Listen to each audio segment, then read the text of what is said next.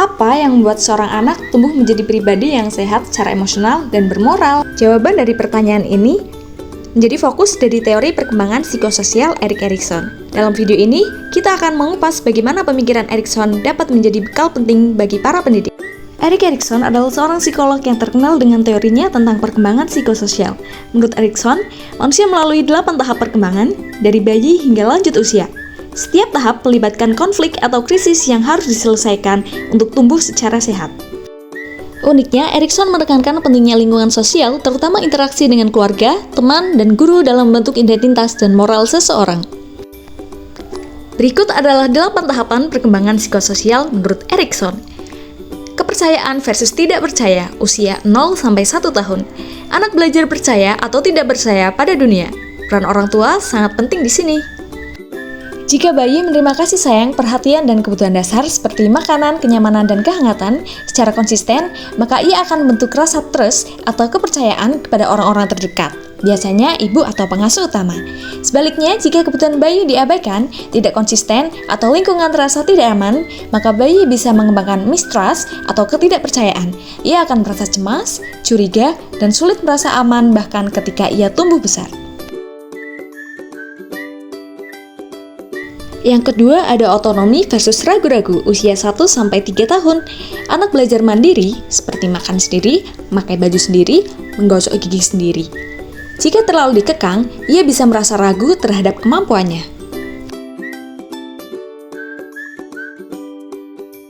Yang ketiga ada inisiatif versus rasa bersalah, usia 3-6 tahun. Anak mulai berinisiatif, bermain peran, bertanya banyak hal, dukungannya membentuk rasa percaya diri. Bermain peran bersama teman, anak belajar berkomunikasi, bergiliran, bernegosiasi, dan menyelesaikan konflik kecil. Semua ini meningkatkan rasa percaya diri dalam berinteraksi.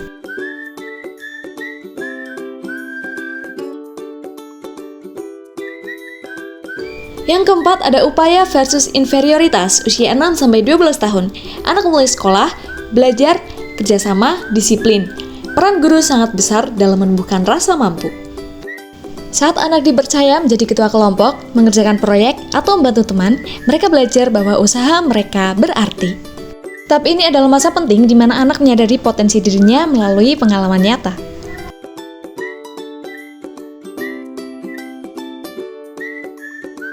Yang kelima ada identitas versus kebingungan identitas.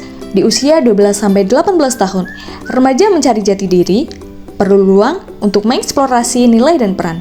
Guru bisa menjadi fasilitator pembentukan identitas yang positif. Yang keenam ada kedekatan versus isolasi atau dewasa awal.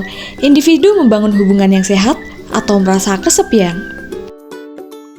Pada tahap dewasa awal, individu berusaha membangun hubungan intim dan sehat dengan orang lain. Jika berhasil, mereka akan merasakan kedekatan dan dukungan emosional. Jika gagal, mereka mengalami isolasi dan kesepian. Yang ketujuh ada produktivitas versus stagnasi atau dewasa madya.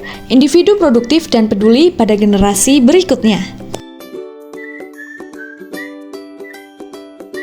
Yang kedelapan ada integritas versus keputusasaan atau usia lanjut. Merenungkan hidup, puas, atau menyesal. Bagaimana teori ini bisa dapat diterapkan dalam dunia pendidikan? Misalnya di PAUD, guru harus menciptakan suasana aman agar anak merasa dipercaya. Di SD misalnya, guru dapat memberi tugas yang menantang namun sesuai kemampuan agar siswa merasa kompeten. Di SMP atau SMA, guru dapat memberikan ruang dialog dan eksplorasi jati diri, mendukung siswa mencari arah hidupnya. Dari bayi hingga lansia, setiap manusia menghadapi tantangan psikososial yang akan membentuk siapa dirinya. Erik Erikson menunjukkan bahwa perkembangan bukan hanya soal fisik atau kognitif, tapi juga soal siapa kita di hadapan orang lain dan masyarakat. Sebagai pendidik, kita perlu memahami karakteristik tiap tahap perkembangan, menyusun pendekatan belajar yang sesuai dengan krisis psikososial yang dihadapi siswa, dan mendampingi murid tidak hanya secara akademik, tapi juga secara emosional dan sosial. Setiap tahap perkembangan psikososial adalah peluang bagi guru untuk menjadi pemandu kehidupan. Teori Erikson menjelaskan perkembangan kepribadian melalui 8 tahap sepanjang hidup, dari bayi hingga lansia. Setiap tahap menghadirkan konflik psikososial yang harus diselesaikan agar individu berkembang secara sehat. Keberhasilan menyelesaikan konflik menghasilkan kebijakan dasar yang mendukung tahap berikutnya. Dengan memahami teori perkembangan psikososial Erik Erikson, kita bukan hanya mencetak siswa yang cerdas, tetapi juga pribadi yang sehat secara emosi dan bermoral. Jangan lupa like, subscribe, dan nyalakan lonceng notifikasi untuk mendapatkan video terbaru.